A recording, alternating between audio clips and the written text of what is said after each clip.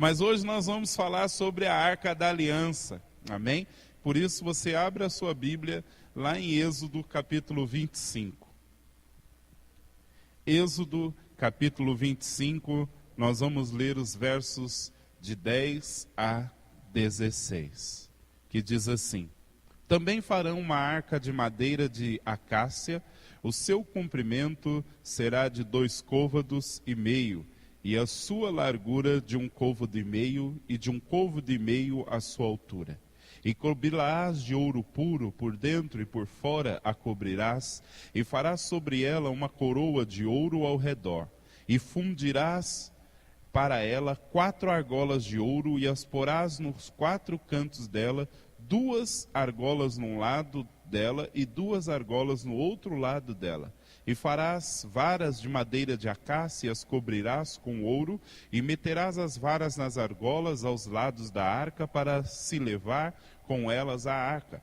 As varas estarão nas argolas da arca e não se tirarão dela. Depois porás a arca do testemunho que eu te darei. Amém? Nós vamos estar falando hoje, começar a falar sobre a arca, amém? Essa peça aí, grande, maior do que as outras, amém? Nós estamos falando já há alguns meses aí sobre o tabernáculo e estamos vendo vários aspectos do tabernáculo, estamos vendo a revelação que Deus queria trazer através de cada peça. E agora nós vamos para o lugar mais íntimo, né, do tabernáculo, que é o Santo dos Santos. Semana passada nós falamos do altar de incenso, foi a última peça para que nós pudéssemos entrar no Santos dos Santos. Os irmãos sabem que o lugar santíssimo era uma parte que era dividida do Santo dos Santos por uma cortina.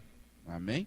Passada essa cortina, você entrava no lugar mais íntimo do santuário, chamado Santo dos Santos. E nesse Santo dos Santos, a única peça que você encontrava era a Arca da Aliança ou Arca do Testemunho. Amém? Lá dentro não havia luz, lá dentro só tinha essa única peça.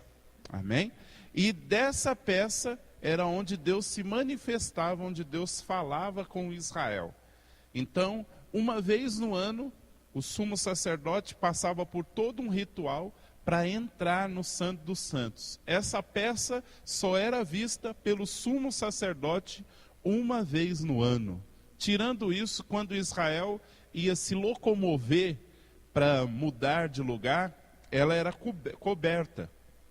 Então tinha todo um ritual também para que quando o tabernáculo fosse desmontado, essa peça não fosse vista por ninguém.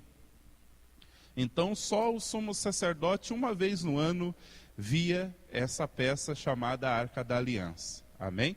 Essa peça, ela era feita de madeira de acácia, como nós temos visto, né? Essa parte, que é a tampa, que nós vamos ver também mais para frente, chamado de propiciatório, ela era feita toda de ouro puro. Mas a caixa, não, a caixa era feita de madeira de acácia, revestida de ouro. Os irmãos estão vendo que a madeira de acácia, ela simboliza a natureza humana. Por quê? Porque a madeira de acácia, embora fosse uma madeira muito resistente, de difícil contaminação por bichos, cupins, essas coisas, ela era uma madeira toda imperfeita e tinha que ter um trabalho tremendo para se fazer com que ela ficasse usável, né? E todas as imperfeições, ela era retirada com a cobertura de ouro. Então a cobertura de ouro fazia o papel aí de uma massa corrida, de uma massa fina, né? Que você vem para dar um acabamento, para ficar bonito. E nós estamos vendo que a madeira de acácia, ela fala da natureza do homem. Esse lado da imperfeição. E o revestimento com a glória de Deus, com o caráter de Deus, é que nos faz sermos completos, ou nos faz ser perfeitos. Mas, pelo fato da madeira de acácia ser uma madeira de difícil corrupção, ela também é um símbolo da natureza de Jesus, porque Jesus tinha uma natureza incorruptível. E a Arca da Aliança, ela é a peça que mais mostra Deus, ou é a peça responsável por trazer a revelação de Deus. Então, a Arca da Aliança era a peça mais sagrada no tabernáculo e era a peça mais sagrada para o judeu. Tanto que você vai ver muitos momentos da história de Israel, quando eles saíam para a batalha, a arca ia à frente. A presença da arca para eles era a presença do próprio Deus. Muitas vezes, nós podemos ver lá em Samuel, que eles perderam uma batalha mesmo trazendo a arca, por quê? Porque não adiantava só ter aquela caixa. A caixa era só um símbolo. Eles estavam tudo torto e acharam, não, se a gente leva a caixa, eles estavam usando a caixa como um amuleto. E não era isso. A arca, ela tinha um propósito, trazer uma revelação. E nós vamos gastar aí alguns dias aí estudando isso, porque tem muita coisa. Eu falo para você, sem brincadeira, nós poderíamos ficar uns 6 meses a 1 ano só estudando a arca. E não ia esgotar tantas coisas que a arca pode nos ensinar. Amém? Mas nós vamos dividir. Primeiro nós vamos ver a caixa em si, a arca. Depois nós vamos ter um estudo só sobre a tampa, que é o propiciatório. Amém? Então ela era feita de madeira de acácia, revestida de ouro. Tinha uma moldura no formato como se fosse uma coroa. Nós falamos disso quando nós vimos a mesa dos pães e até mesmo o altar de incenso, que tinha um propósito. Essa coroa fala do reino, fala da realeza. No caso aqui, fala do reino de Deus e da realeza do Senhor. Amém? Nós não vamos gastar tempo nisso, porque as outras peças a gente já falou. Amém? Vamos lá. Como eu disse, essa arca tinha o propósito de revelar o Deus eterno, amém? E nós podemos ver a revelação de Deus nessa arca. Se você estudar o Pentateuco, que é o livro de Êxodo, Levítico, Deuteronômio e Números, né? Se você estudar esses quatro livros, você vai perceber, queridos, que o tabernáculo, ele era chamado de tenda da congregação também. E esse termo tenda da congregação, ele aparece mais de 100 vezes. Como eu posso dizer, é o nome pelo qual os judeus mais chamavam o tabernáculo. Eles chamavam de a tenda da congregação. Por que eles chamavam de tenda da congregação? Porque eles entendiam que aquele lugar era um lugar onde o povo se congregava para ter comunhão com Deus. Então, para o judeu, para o povo lá na época de Moisés, a ideia do tabernáculo era o quê? Era um lugar de buscar comunhão com Deus. Então eles entendiam que no tabernáculo Deus estava buscando comunhão com o homem. Lembra que quando Deus se apresentou para Israel, ele falou para Israel lá do Monte Sinai. Tremeu o monte, aquele negócio todo, buzina. O povo ficou com medo de chegar perto, falou, Moisés, vai você e nós vamos ficar daqui. Fala a Deus com você, você só transmite o que Deus te falou. Mas agora não, agora Deus falaria no meio do seu povo. Então Deus saiu do monte e veio para o tabernáculo. Então ali Deus estava querendo dizer a Israel o seguinte, agora eu estou no meio do meu povo e eu quero falar com vocês do meio, quero estar no centro da vida de vocês. E então Israel entendia que aquela tenda era uma tenda de comunhão, era uma tenda de buscar intimidade com Deus. Amém? E quando nós falamos, queridos, dessa arca,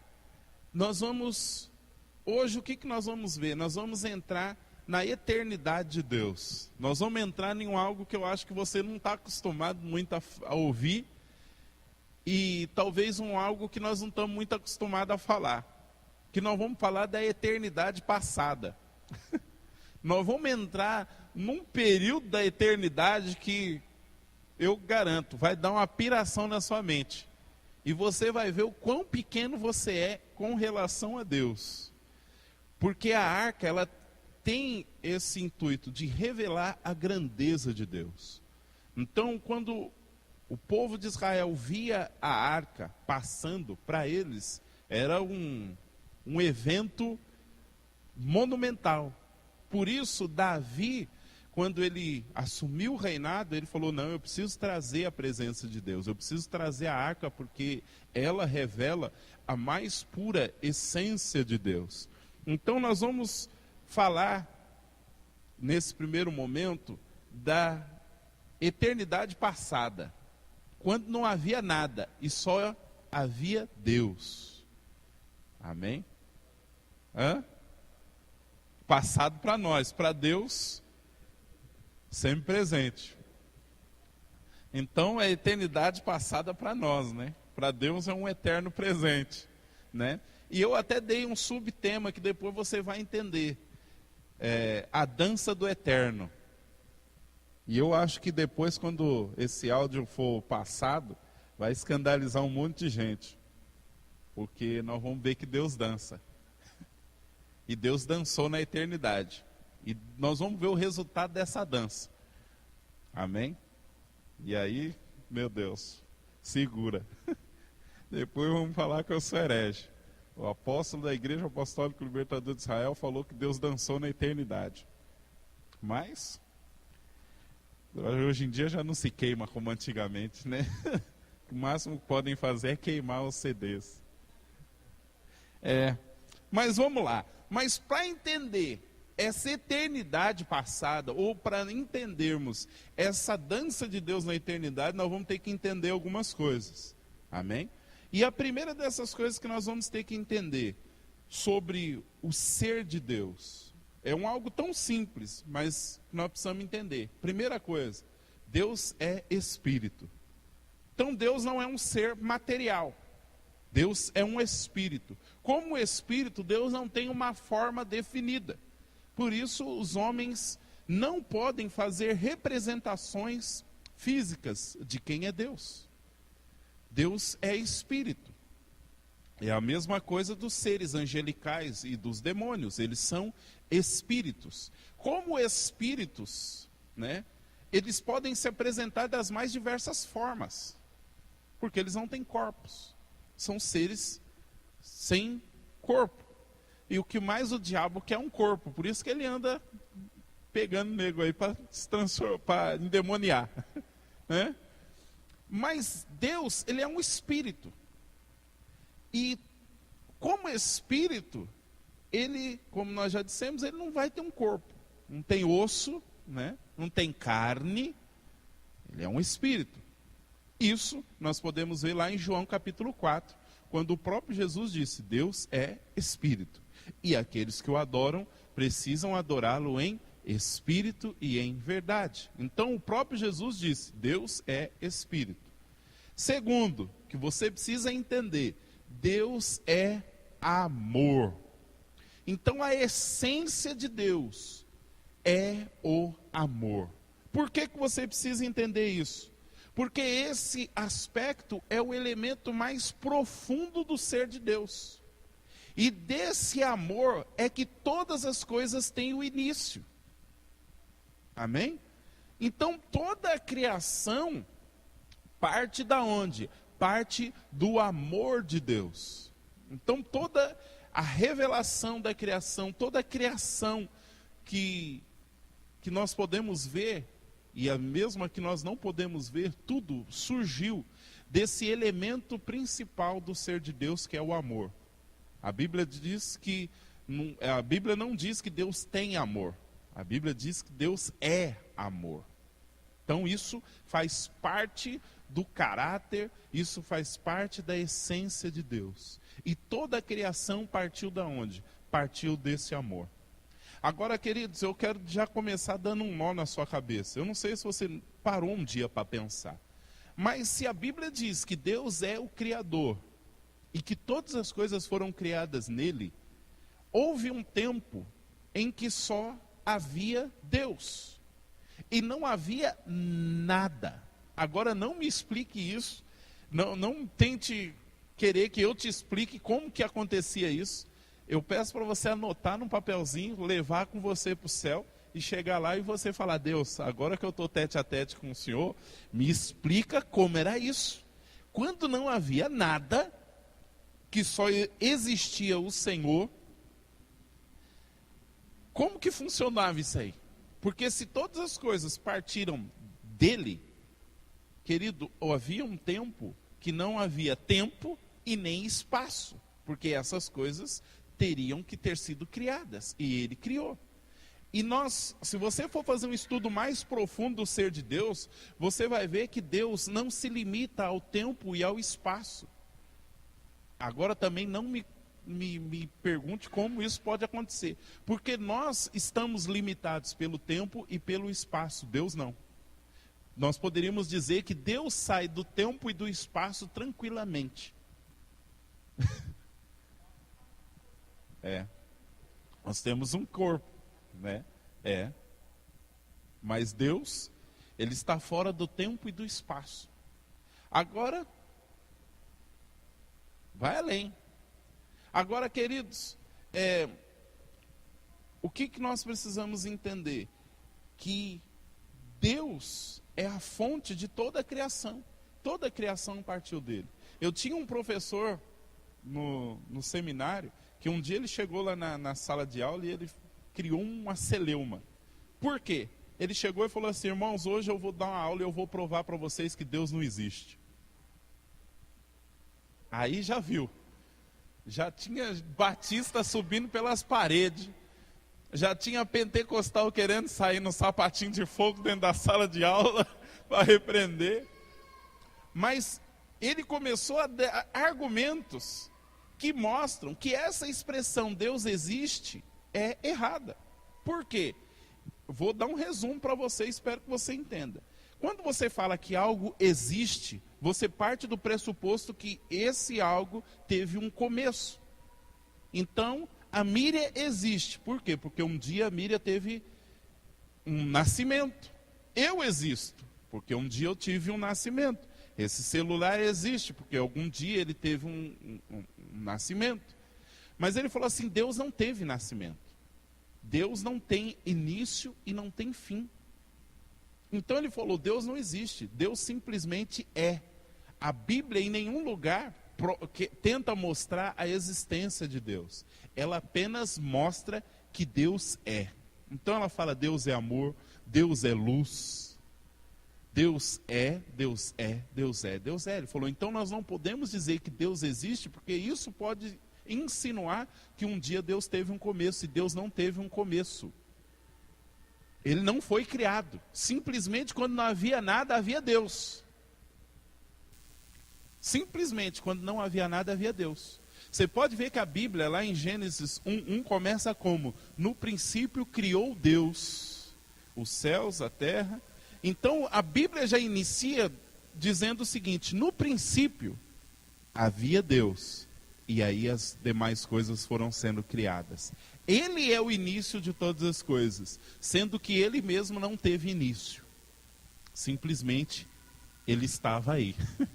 Agora, também não me pergunte como isso pode ser possível. Anota, chegando lá você vai perguntar tete a tete para ele. E ele vai ter a eternidade para te explicar, e você vai ter uma mente capaz de entender. Porque essa cabecinha nossa, que é essa massinha cinzenta que a gente usa, malemar 10% da capacidade. Os mais inteligentes chegam a usar 12%. Eu ouvi lá uma pesquisa lá que parece que esses gênios, eles usam 12% da capacidade. Mais de 90% da nossa capacidade cerebral, querido, está amortecida. Nós não usamos. Então essa massinha cinzenta que nós temos aqui dentro, que ainda não consegue captar coisas tão simples, não pode entender coisas eternas e tão altas com relação a Deus, né? Então você precisa entender isso. Deus é Espírito, Deus é amor. Então nessa eternidade passada, para nós, quando só havia Deus, desse amor de Deus surgiu toda a criação. Então a criação surgiu desse aspecto do ser de Deus, que é o amor. Amém? Outra coisa que você precisa entender: Deus é eterno.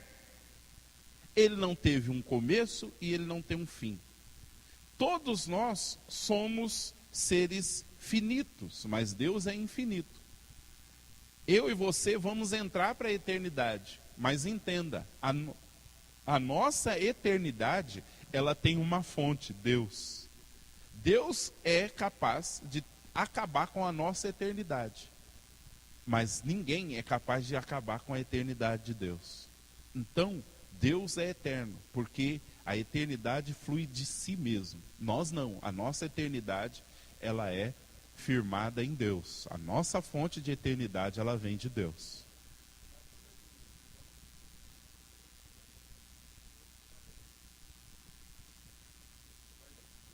Nós vamos ser eternos.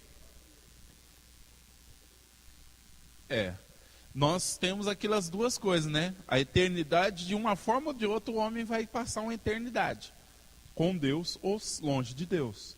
Só que quando nós falamos da eternidade de Deus, Deus não tem a fonte da eternidade de Deus é dele mesmo.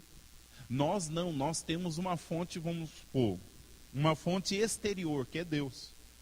Se Deus quiser, queridos, ele acaba com tudo, destrói tudo, tudo, tudo, o tempo, o espaço, tudo. E pode fazer tudo de novo.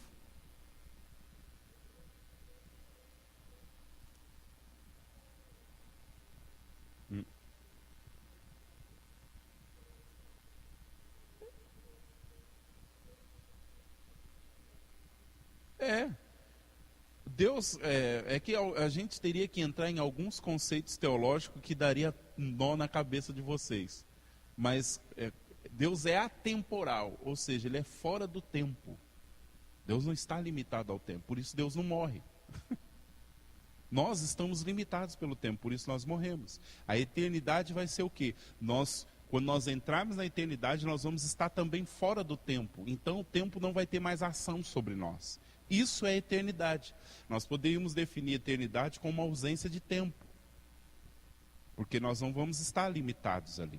Mas eu quero que vocês entendam o seguinte, nós vamos ter a nossa eternidade tendo como fonte Deus. E Deus tem a eternidade como fonte a si próprio. Então até na eternidade, Deus é diferente da gente.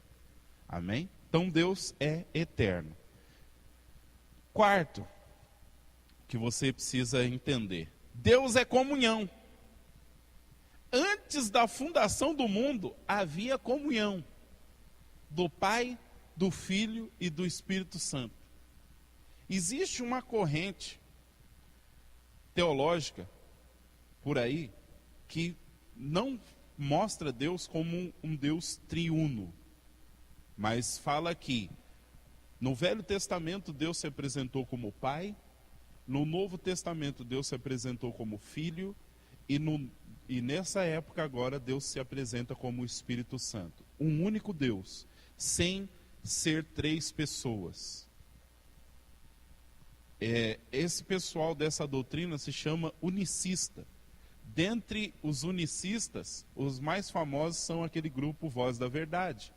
Eles não creem na trindade de Deus, na triunidade de Deus. Eles creem que Deus é uma única pessoa, que se manifestou em três diferentes aspectos. Agora, queridos, na eternidade passada, se nós acreditarmos na unicidade de Deus, ou seja, que Deus é apenas um, nós vamos entender e vamos estar dizendo o seguinte, que na eternidade passada Deus era um ser solitário. E que de repente criou as coisas, porque estava lá um dia olhando e falando, meu Deus, só existe eu. Estou cansado.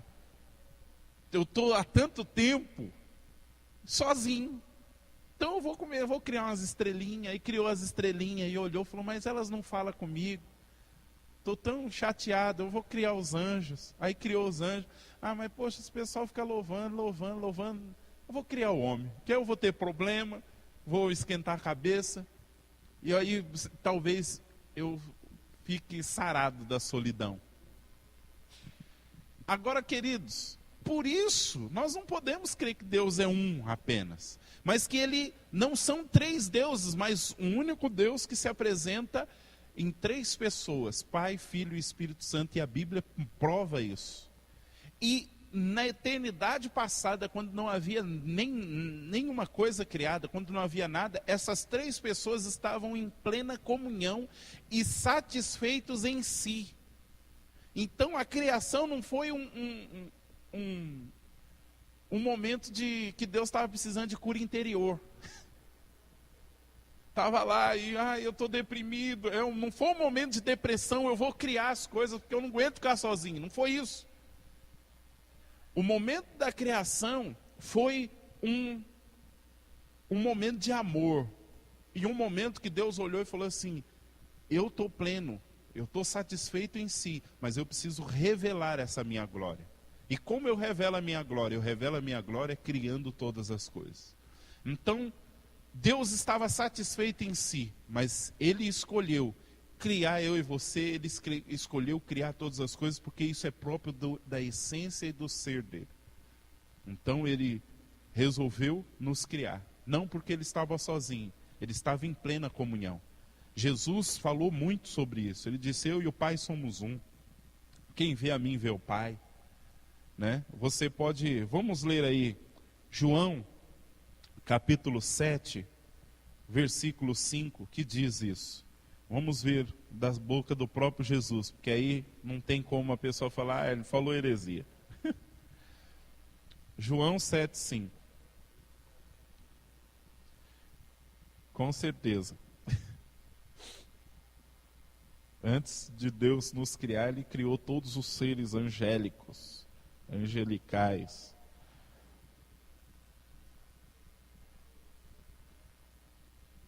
Espera aí, eu marquei errado, não é 7,5 não. Eu vi que estava errado e João 17,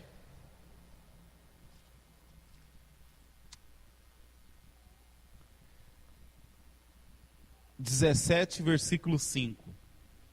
João 17, versículo 5, que é aquela oração, né, que Jesus faz sobre os discípulos. Olha o que Jesus disse: e agora glorifica-me tu, ó Pai, junto de ti mesmo, com aquela glória que tinha contigo antes que o mundo existisse.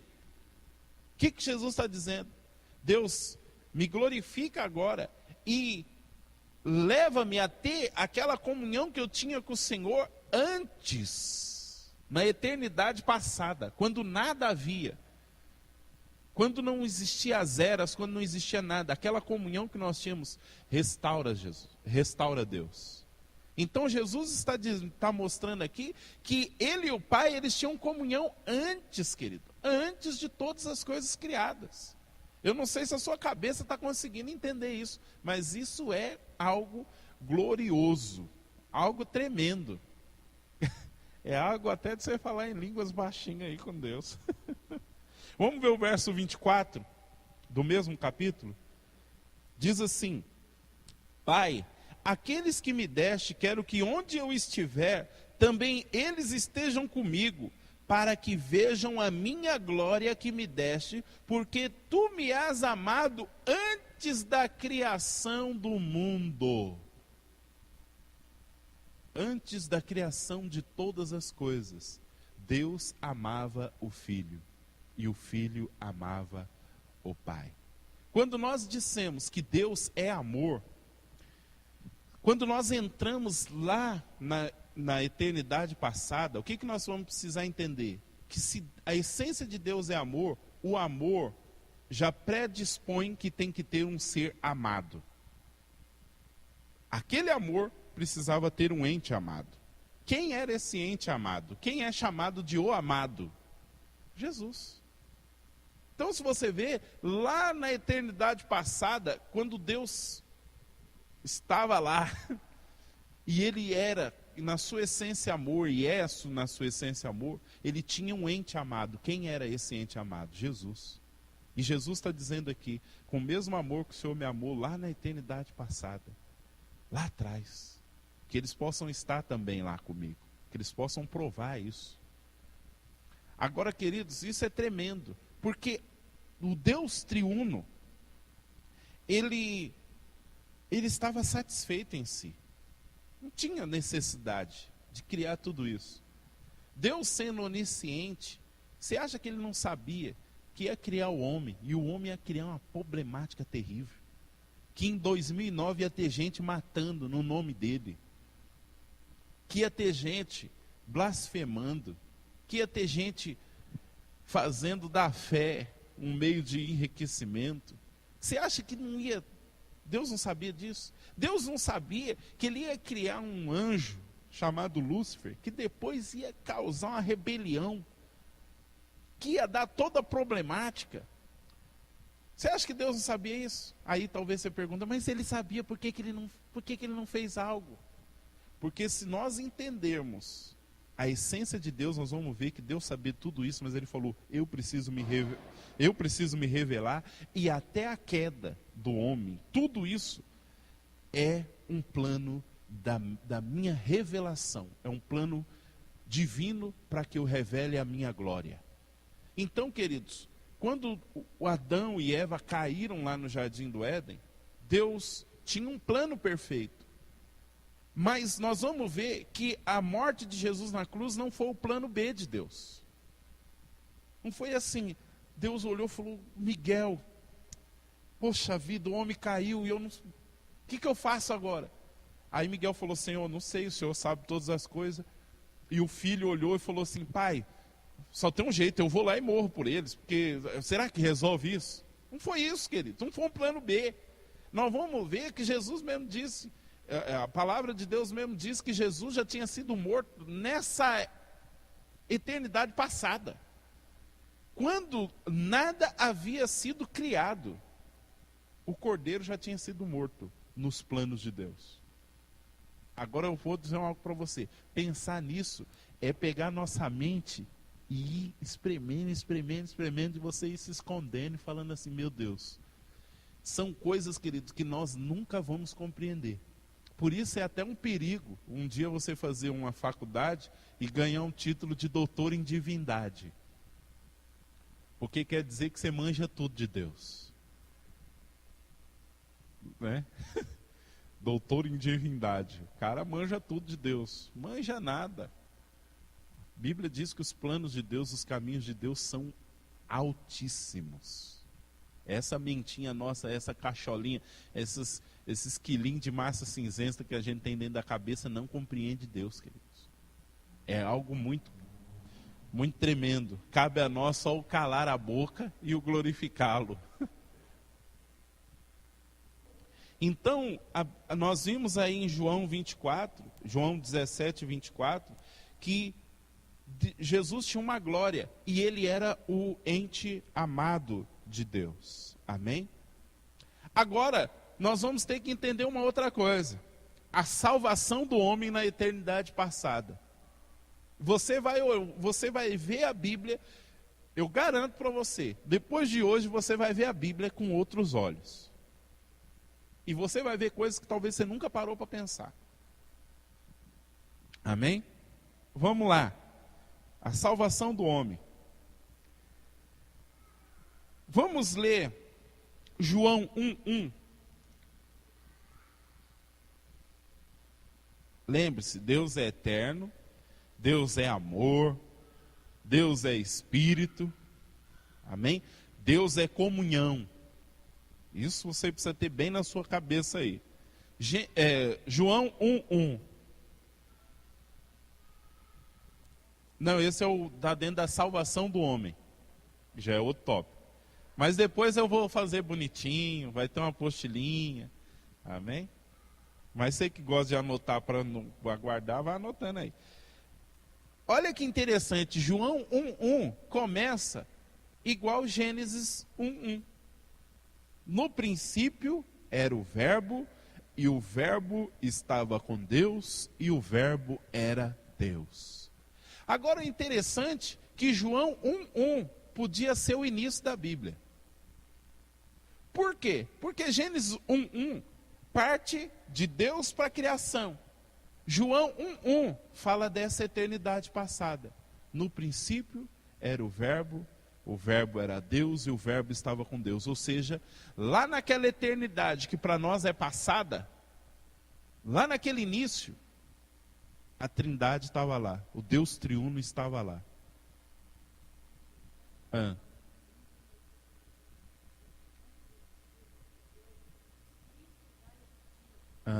A versão da Miriam é NVI, né? Viva? Essa é a Bíblia Viva.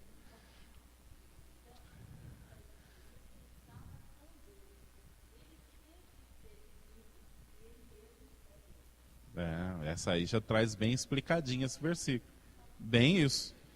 Esse João 1:1 é essa eternidade passada. Quando o Deus triuno estava só ele. Amém? Mas nós vamos ter que entender isso para poder falar sobre a salvação do homem. Então, queridos, na eternidade passada, antes do tempo, do espaço, antes de toda a criação, Pai, Filho e Espírito Santo estavam em plena comunhão. Agora preste atenção nessa palavrinha. E o verbo estava com Deus. Essa palavra estava com Deus. Existem teólogos que ficaram cerca de 5 séculos estudando só esse trechinho. Estava com Deus. Você acredita nisso? Que teve gente que gastou a sua vida só para entender esse estava com Deus. E eles chegaram, queridos, numa palavrinha, que se você quiser anotar aí na sua Bíblia, porque anotar na Bíblia não é pecado, amém? Esse estava com Deus, eles chegaram numa palavrinha que é pericorese. Pericorese. Pericorese. Amém? P-E-R-I-C-O-R-E-S-E.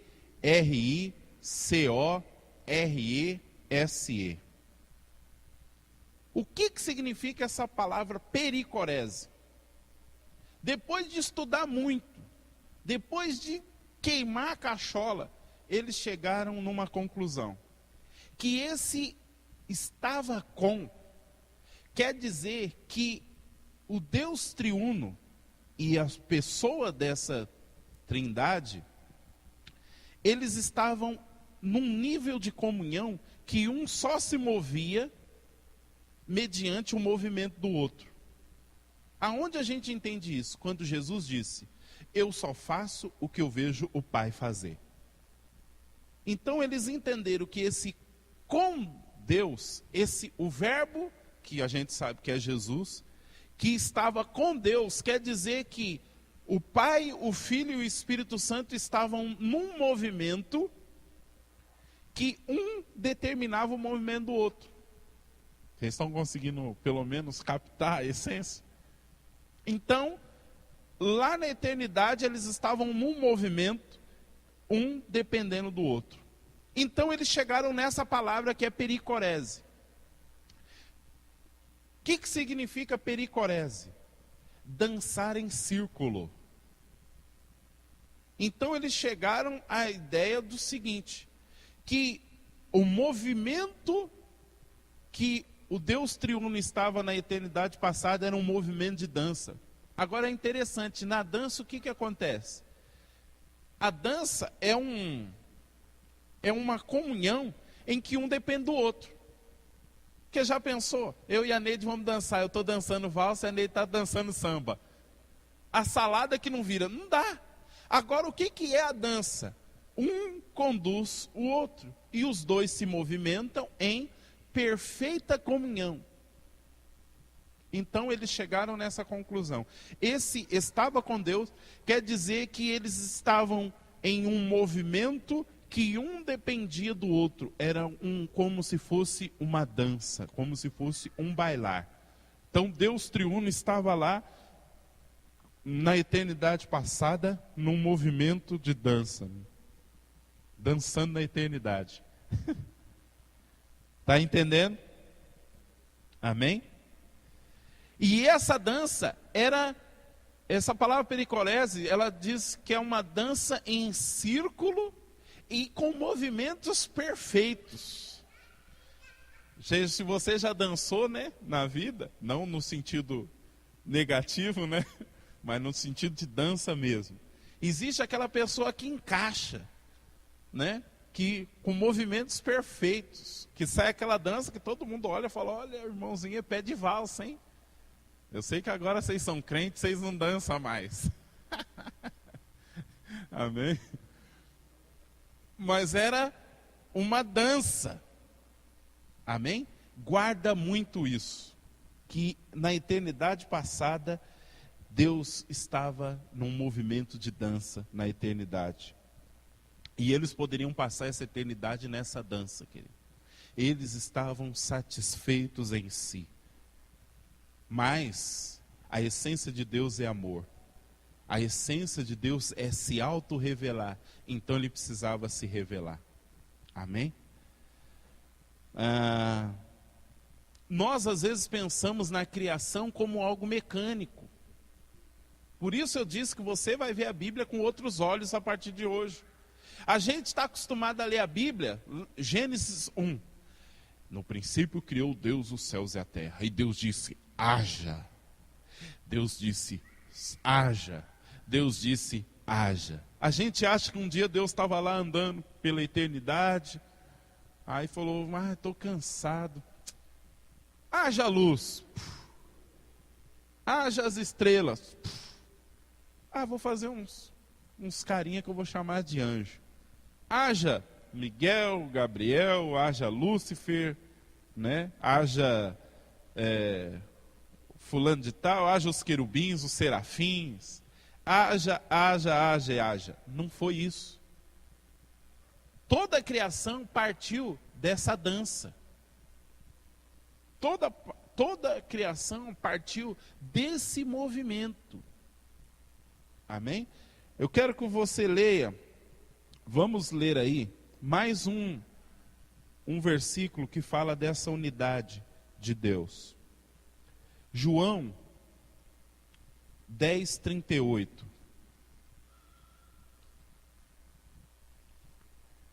Você achou que na Arca da Aliança daria para a gente falar sobre a eternidade passada de Deus? João 10:38.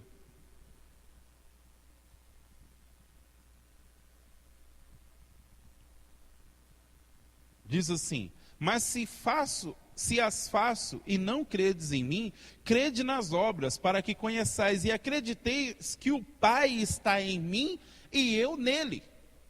Por quê, queridos? Eu acabei esquecendo de trazer, essa palavra pericorese também, é como se você tivesse 3 círculos, e esses 3 círculos estivessem interligados. Matemática, né? É como se esses 3 círculos estivessem interligados, um dependente do outro, um participante do outro, mas distinto entre si. Se nós tivéssemos, eu acabei esquecendo, lançar ali, a gente poderia entender melhor. Mas 3 círculos que estão interligados, interdependentes, mas diferentes entre si. Isso é a triunidade de Deus. Não são 3 deuses, porque é um único Deus, mas 3 pessoas distintas. Mas nós não vamos falar de a triunidade de Deus, senão nós vamos piorar, ainda vamos ficar mais confusos ainda. Mas você precisa entender isso, dessa interligação. E Jesus diz, eu e o Pai somos um. Eu e o Pai somos um. Não quer dizer que eles são um no sentido de ser os mesmos, mas um no sentido de, como eu posso dizer, de completar-se. Amém? Mas vamos seguindo, que eu preciso terminar isso aqui hoje. Eu quero que nós vamos ler agora Efésios, capítulo 1. Eu não sei se você está conseguindo compreender a magnitude desse estudo, mas se Deus quiser, está sendo gravado. Depois você vai poder ficar roendo em casa até cair espumando o canto da boca. Tanta glória de Deus. Nós vamos ler Efésios capítulo 1, dos versos 4 a 6, que diz assim: como também nos elegeu nele antes da fundação do mundo, para que fôssemos santos e irrepreensíveis diante dele, em amor e nos predestinou para filhos de adoção por Jesus Cristo, para si mesmo, segundo o beneplácito de sua vontade, para o louvor e glória da sua graça, pelos quais nos fez agradáveis em si no amado. Querido, entenda isso. Isso é muito profundo. Na eternidade passada, eu e você já havíamos sido concebidos no coração de Deus. E eu não estou dizendo coletivamente, eu estou dizendo individualmente. Paulo está dizendo o seguinte, vamos traduzir para uma linguagem aqui. Na eternidade passada, quando havia essa dança do Deus triuno, ele já estava pensando na Míriam.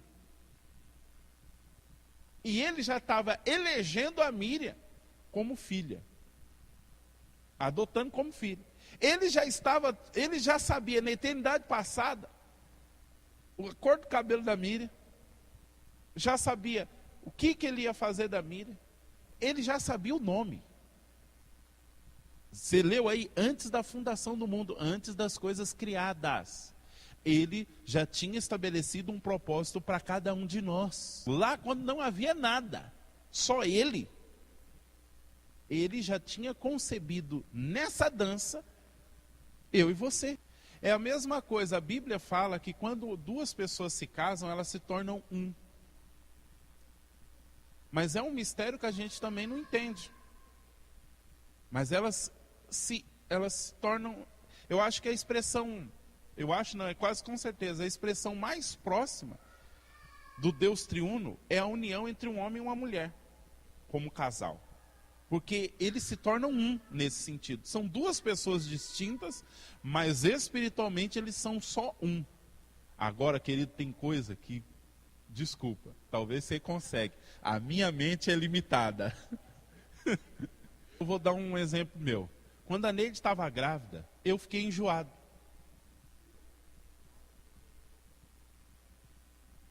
Teve um dia que eu estava mal. Mas espera aí, era ela que estava grávida. A Melissa estava no ventre dela. Por que eu estava sentindo algumas coisas? Talvez isso seja só um relampejinho do que esse ser um. Meu Deus, já orando ali, orando no Senhor. Mas vamos seguindo aqui. Nós fomos concebidos lá na eternidade nessa comunhão de Deus. É isso que Paulo está falando.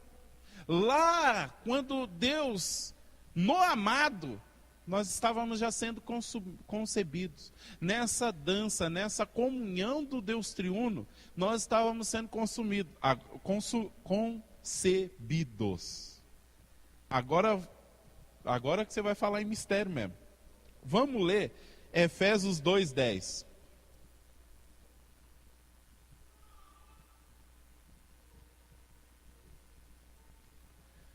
Diz assim: porque somos feitura sua, criados em Jesus Cristo, para as boas obras, as quais Deus preparou para que andássemos nela. Anota aí também. Essa palavra feitura ou feitos é uma palavra grega que é poiema. P-O-I-E-M-A.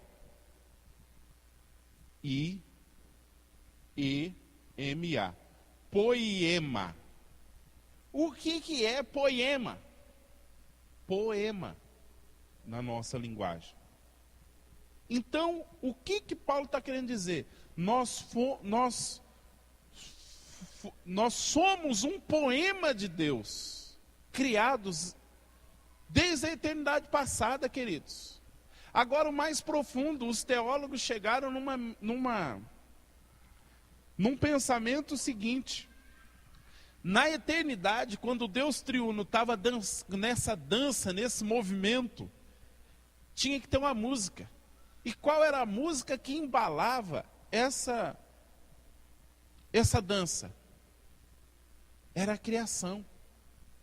Agora, se pensar que Deus estava pensando na gente antes de todo ser criado, Nós éramos essa música melodiosa que pôs o Deus triuno em dança, e dessa dança a criação foi surgindo. Dessa dança a criação foi surgindo. Então dessa dança, Deus concebeu Miriam, Deus concebeu Otávio, Deus concebeu José, Alicério, Márcio, cada um de nós. Então não foi aquele negócio de haja, ou um dia, nós estamos em adulto aqui, né, eu posso falar, nossos pais olharam um para o outro e falaram, vamos ter o nosso momento de intimidade. Aí Deus olhou e falou, deixa eu fechar o olho, que eles estão indo lá, né? Aí olhou para o filho e falou assim, mandou um anjo, falou, guarda eles lá, mas fica de costas. Quando você perceber que eles terminaram, aí me avisa, porque aí eu vou conceber um ser humano. Não foi isso. Deus olhou e nessa dança, Ele usou essa maneira para que nós fôssemos concebidos. Então, no dia lá que o nosso pai e nossa mãe tiveram lá a relação que nos concebeu, dessa dança do Deus triuno, na eternidade passada, surgiu cada um de nós, queridos. Se a gente entender isso, para com aquele negócio, Deus não me ama, será que Deus se importa comigo? Cara, depois de um negócio desse, dizer que Deus não ama, dizer que Deus te conhecia antes, na eternidade passada, Deus já estava falando, um dia vai ter a Expedita, ela vai ser assim, assim, assim, os meus planos para ela vão ser esse, ela vai viver tanto tempo, ela vai me conhecer, eu vou se revelar a ela. Queridos, isso é muito grande, muito grande. Às vezes, nós, pela nossa limitação, nós achamos assim, que um dia Deus olhou e cismou e falou, vou fazer alguém. Quem que eu faço? Dá uma ideia aí. Alguém falou, faz o Márcio. É mesmo, né? Aí jogou lá uma ideiazinha lá no meu pai e na minha mãe, eles foram lá e nasceu o Márcio. Não. Na eternidade passada, quando não havia nada, só Deus, Ele já disse, vai ter o Márcio, ele vai ser assim, assim, assim, assim, vai viver isso. O Salmo 139, querido, fala desse conhecimento de Deus, que Deus conhece os planos das nossas vidas. Deus conhece cada detalhe das nossas vidas. E isso não foi ontem que Deus aprendeu, não. Isso foi na eternidade passada. Isso foi lá, quando no princípio era o Verbo, e o Verbo era Deus, e o Verbo estava com Deus. Nessa dança, Paulo está dizendo, gente, olha, crentes de 2009, entendam. Vocês são um poema de Deus. Vocês surgiram de uma dança, vocês foram uma música que embalou a dança para que a criação viesse. Gente, que a nossa mente pequenininha consiga captar. Eu fico tentando imaginar, e eu sei que é pouco, é muito pobre o que a gente...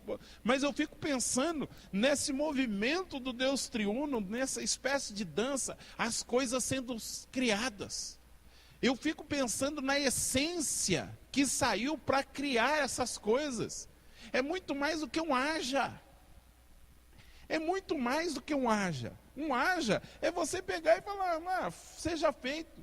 Mas agora algo que é concebido de lá do seu ser, do seu interior, vem carregado de sentimentos, vem carregado da sua essência. Então eu fico pensando na eternidade, se Deus estava bailando pela eternidade e as coisas foram sendo criadas. Cara, isso é muito tremendo, porque mostra que tudo saiu da própria essência de Deus, do seu amor, da sua eternidade, da sua comunhão. Tudo partilha a essência de Deus. Então aquela longínqua estrela, lá de não sei quantos bilhões de anos-luz, não foi algo que Deus fez para massagear o seu ego. Vou fazer uma estrelinha aqui longe para o homem ficar com um binóculo olhando, falando, está quantos bilhões de luz, não. A Bíblia diz que os céus proclamam a glória de Deus, gente. O que isso quer dizer? Os céus proclamam a mais pura essência de Deus. Esses dias nós tivemos uma experiência tremenda. o Marcelo André, filho do Nelson, foi lá em casa. E ele gosta dessa parte de astronomia, né? Ele olha para o céu, aquela estrela é a tal, aquilo lá é não sei quem, aquela lá é a ursa menor, a ursa maior. Aí ele comprou uma canetinha lá que é um raio laser. O negócio vai longe assim, e dá para mostrar assim, cada estrela. Aí nós subimos ali em casa, que ali é um planetário, né? Descobrimos que nós moramos em cima dá para fazer um planetário. Aí o céu estava limpo, ele, meu Deus, lá em São Paulo não dá para ver o céu assim. Aí começou, aquela estrela é tal, aquela ali é tal, né? E a gente olhando para o céu. E aí ele falou assim, ó, 6:05, acho que era 6:05, né? 6:35, vai passar uma estação espacial e vai poder ser vista da Terra. Olhei e falei, Marcelo, você tá viajando? Não, não, vocês vão ver. E ficou. Eu falei, meu Deus do céu, Marcelo é pirado mesmo. Aí ele ficou olhando lá no relógio. Aí a Neide viu um negócio lá brilhando lá. E tá. Ela falou, olha, tá subindo um avião. Aí ele olhou, falou, não, é lá a estação espacial, ó. É no lugar certinho. Aí puxou lá um mapa lá, falou, não, pá. E nós fomos vendo aquele negócio brilhante passando igual um avião. E, como se fosse uma estrela assim, passando, e rápido. E foi indo, e ele falou, vai sumir lá. Aí eu, quando acabou, falei, poxa, Marcelo, eu fiquei falando com ele, né? Falei, você vê como, a ignorância é terrível. Falei, se eu estou aqui, eu ia ficar vendo aquilo lá, eu ia falar, é um avião. Mas era uma estação espacial que estava passando na órbita da Terra.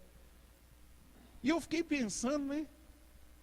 Falei, meu Deus, deve ter gente lá. Aí ele começou a mostrar, ele mostrou lá Júpiter. Falou, aquilo lá é Júpiter porque é um planeta mais brilhante, aquele lá é Mercúrio porque é vermelho, e pá, eu fiquei olhando. Sabe, você olha para o espaço, você vai vendo o quanto você é pequeno.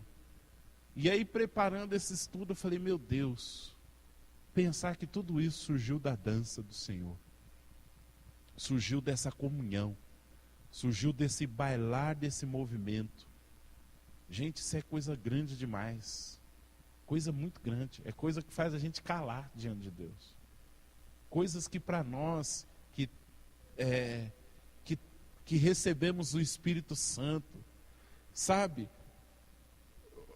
Eu posso dar para chutar o pau da barraca nessa manhã, gente, pensar que a gente monta igreja para ficar atrás de dízimo, de oferta, que a gente monta igreja para a gente ficar num bando de crente, reclamando, murmurando, chateado, bicudo, que você tem que ficar, fulano, louva a Deus, fulano abre a boca, fulano, fala alguma coisa para Deus. Gente, se a gente compreender essas grandezas, nós íamos ser o povo mais louco da terra. Sabe por quê? Você ia entrar dentro do ônibus igual um doido. Nem olhar por quê? Não, eu estou pensando na minha concepção antes na eternidade passada. Eu estou pensando aqui que quando Deus estava dançando na eternidade, que eu aprendi lá um termo lá técnico, que Deus estava se movimentando, Deus me concebeu, cara. Sabe? Isso nos leva a passar por trauma de pai, de mãe, se o pai abandonou, se a mãe não amou, se o pai abraçou, não abraçou. Gente, Deus dançou e a gente foi criado. Deus nos concebeu.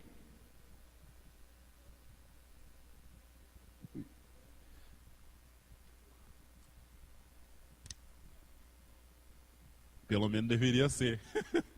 A Miriam está falando aqui, o ato sexual, eu acredito que é o que mais se aproxima dessa relação íntima, guardada as devidas proporções, né, do Deus triuno, e dessa concepção. Por isso que eu acho que é algo tão precioso e que o diabo tenta deturpar tanto. Porque é algo que expressa a profundidade de Deus também.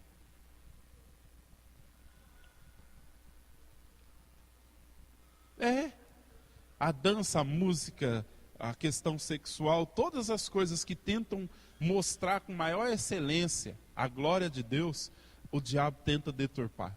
Porque aí a gente não consegue pegar essas verdades. Mas graças a Deus pelo Espírito Santo que está aqui nessa manhã, que nos não só nos revela, nos preenche. Querido, quando a gente entende isso, a igreja, ela sai daquela camada de religião. Nós somos livres.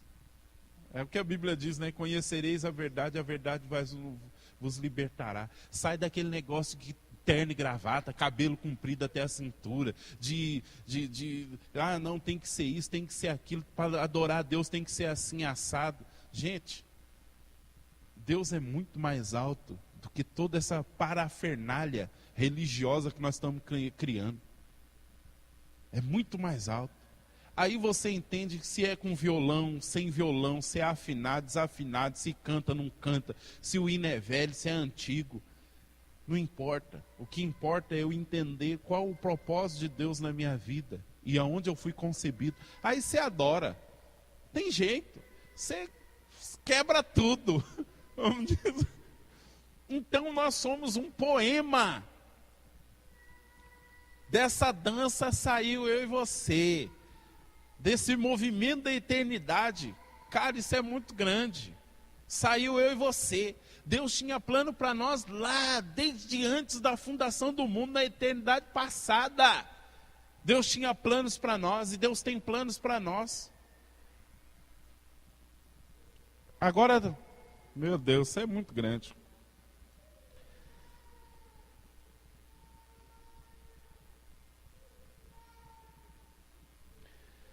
É muito interessante, queridos, saber que tudo isso foi concebido lá na eternidade passada. Eu e você. Agora também tem a salvação, foi concebida na eternidade passada. Não foi algo de agora. Não foi quando Adão e Eva caíram que Deus falou, e agora o que eu faço? Antes de tudo ter sido criado, Deus já estava sabendo da salvação e Deus já tinha bolado essa questão da salvação. Vamos ver isso, nós não vamos se aprofundar muito não. Mas nós vamos ver só para você ficar mais boquiaberto. 2 Timóteo 1,9. 2 Timóteo, capítulo 1, verso 9.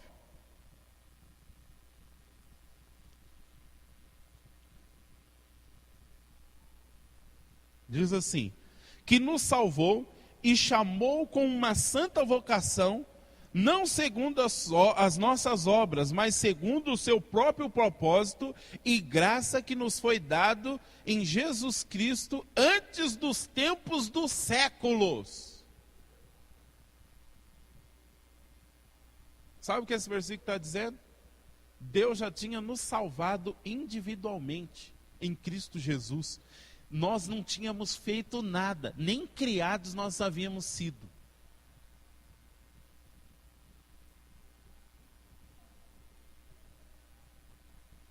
Muito antes, Deus já tinha olhado e falado, eu vou salvar Miriam, vou salvar Expedita, Márcio.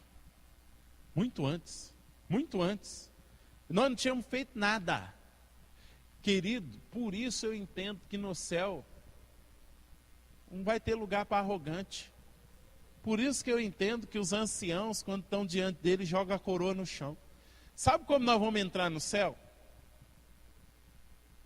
Eu acredito que nós vamos entrar no céu rastejando. Ninguém vai entrar assim.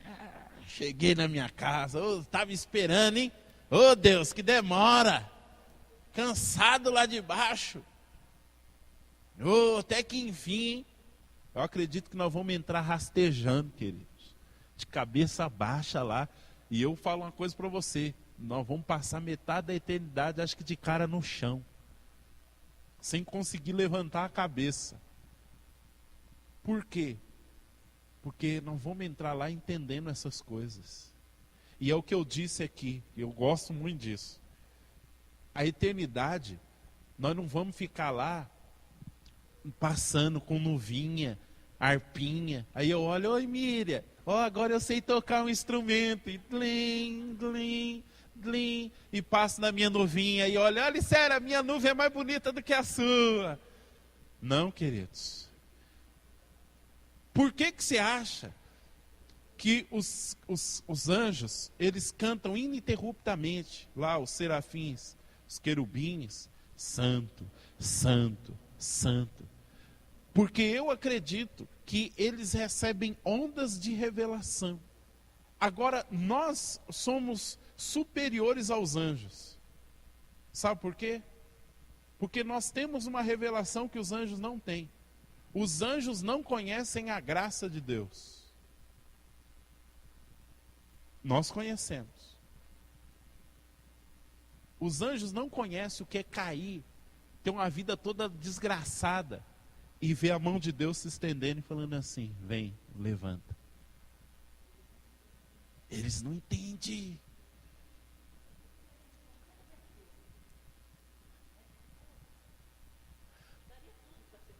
Mas agora entenda, queridos, os anjos adoram porque eles estão no ambiente perfeito. O Rick Joyner fala que uma vez ele teve uma revelação, uma visão profética, de que ele viu que os anjos ficavam atônitos quando um servo de Deus aqui na terra, passando por debaixo de um monte de provação, ia adorar.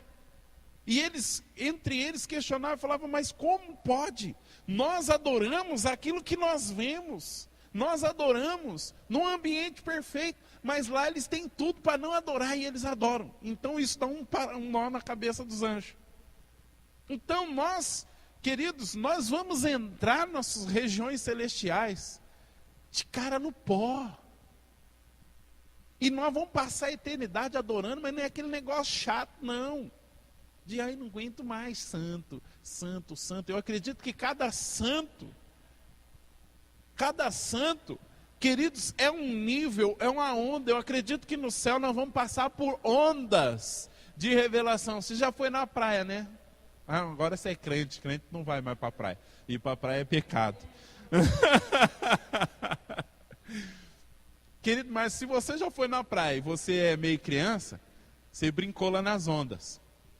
E quando vinha uma onda maior, não dá aquele negócio, você, né?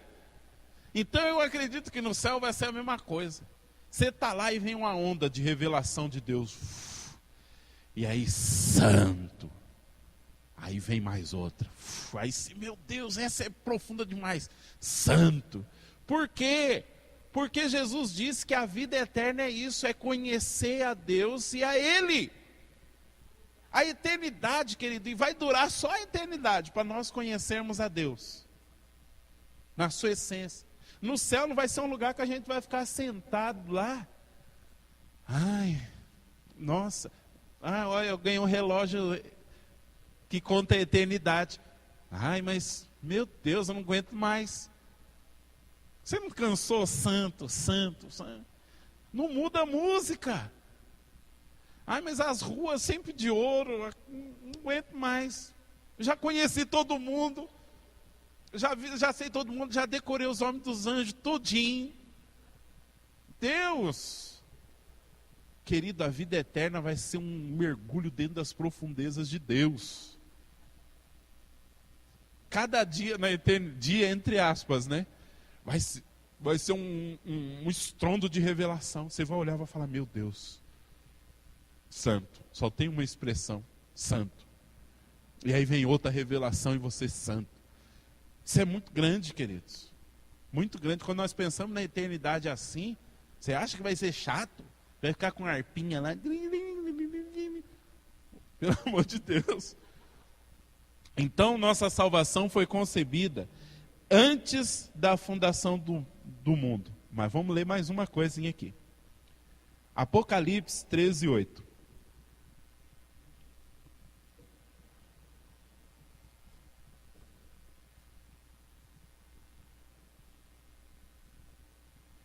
O que diz aí Apocalipse 13:8? E adoraram-na todos os que habitam sobre a terra, esses cujo nome não estão escritos no livro da vida do Cordeiro, que foi morto desde a fundação do mundo. Quando Jesus foi morto? Lá para o século 30 da nossa era cristã. Não. Jesus foi morto lá na eternidade passada. lá na eternidade passada. Lá Jesus foi morto. Então não foi o plano B. Não foi o plano B a morte de Jesus. Não foi aquele negócio assim de... Poxa, eu não sabia o que eu ia fazer. Cara, criei o homem caiu e agora? Não foi isso, queridos. Tudo já estava concebido em Deus. Sendo assim, não tem nada que surpreenda a Deus, que eu e você possa fazer que surpreenda, nem o diabo. O diabo nunca pega a Deus desprevenido. Nada, não tem nada que o chifrudo possa fazer que Deus não saiba. Agora tenta entender que a palavra de Deus foi concebida também antes da fundação do mundo. Ao ponto de Deus poder chegar e falar, ó, tá tudo aqui. Tudo aqui. E dar para o diabo de mão beijada o fim dele, tudo que vai acontecer, tudo que o diabo vai fazer, e ainda fala para o diabo, ó, você não pode reverter nada disso. Ele não tem alternativa. Mas vamos lá. Vamos ver quando que a igreja foi concebida? Aí nós não vamos ler não, mas você depois pode ler em Efésios capítulo 3. A igreja também foi concebida lá na eternidade passada. Agora vamos ler mais um versículo. Mateus 25, 34. Nós estamos indo para o finalzinho. Depois nós vamos ver mais semana que vem. Mateus 25, 34. E eu já estou tão aqui que eu já até me perdi na Bíblia.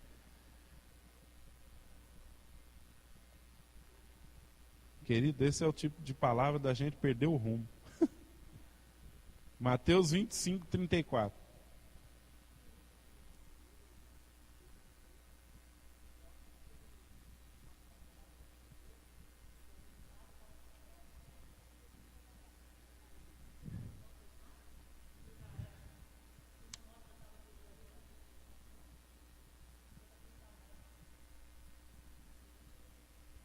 Não, porque ele também já estava sendo morto lá. Então é isso, a nossa salvação só foi consequência, essa nossa salvação na eternidade passada só foi consequência porque ele já tinha sido morto na eternidade passada também.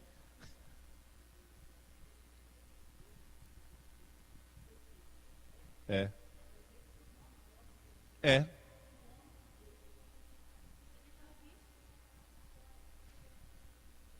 É. É. É. Exatamente isso. Tudo isso que foi concebido na dança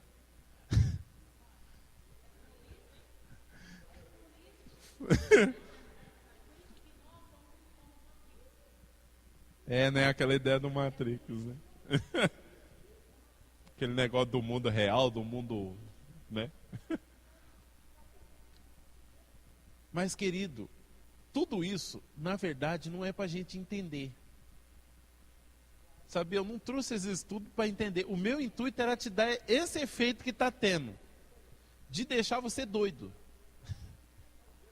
Deixar você meio xaropeta. Por quê? Porque a gente precisa entender a grandeza de Deus, gente. O que é o louvor, o que é a adoração, simplesmente entender a grandeza de Deus. Quando nós entendemos a grandeza de Deus, você acha que você vai entrar num lugar e vai ficar, ah não, hoje eu vou adorar a Deus porque comprei um carro novo, aleluia, e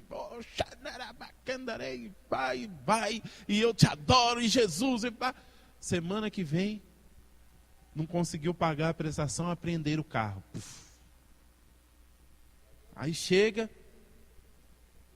ô irmão, tudo bem? Ah, irmão, não está muito bem não. Irmão tejorando. Por que foi, irmão? É, aprender o meu carro. Onde que Deus está? Por que Deus não proveu? Por que Deus não mandou dinheiro? Não é assim que a gente acha? Dos textos mais tremendos que eu gosto é quando de Jó. Porque Deus dá testemunho de Jó. Qual é o testemunho de Deus acerca de Jó? É justo. Passou uma luta terrível. Quando Deus chega para se apresentar para Jó, Deus não podia chegar e falar assim: então, Jó, sabe o que é? É que eu estava lá no trono lá, e os anjos estavam chegando, e eu percebi que tinha um anjo meio estranho, meio cinzento, como diz o apóstolo Fã. E ele chegou e falou assim: ele te louva porque ele tem tudo, tira tudo dele para você ver se ele vai continuar sendo justo. E aí, né, Jó, eu falei, eu preciso mostrar para ele que é diferente, então você me perdoa, né, Jó? Não é assim que Deus chega. Uma das expressões mais fortes que eu gosto é que Deus chega e fala: Jó, aonde você estava quando eu comecei a fazer todas as coisas? Então, Jó, entenda o seguinte: eu sou Deus e você é minha criatura. Já vamos partir daqui. Já põe Jó no final. O que Jó chega e diz? Antes eu te conhecia de ouvir falar, mas agora os meus olhos te veem. Acabou. Então esse estudo não é nem para a gente entender algumas coisas, mas é mais para a gente ver a grandeza de Deus, queridos. Para a gente ver que nós somos muito pequenininho, que a gente às vezes quer chegar e colocar Deus no mesmo nível nosso mesmo nível humano, e que isso também é pecado. Às vezes a gente olha lá: não farás para ti imagens de escultura, né? Mas também tem a ver com as imagens que nós construímos de Deus dentro de nós. E às vezes a gente não tem coragem de fazer um bonequinho de madeira, mas dentro de nós a gente fez um deusinho de madeira, igualzinho a gente, com narizinho, com boquinha.